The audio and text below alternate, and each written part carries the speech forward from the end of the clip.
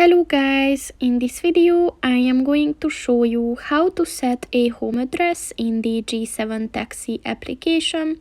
But first I just want to mention, don't forget to subscribe to my channel, because at 10,000 subscribers I am going to show you my whole YouTube revenue statistics and growth strategy, as well as how to make money online. Let's jump into it. First of all, open the application on your phone. And then click on the three lines at the top of the page on the left. And then just click on the favorite addresses button. And then click on the plus sign next to the save as home button. So first you have to set the address, that's mandatory of course.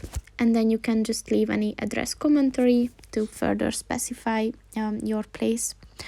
And once you're ready, just click on the add button to save it. So that's pretty much it for this video, guys. See you in the next one. Goodbye.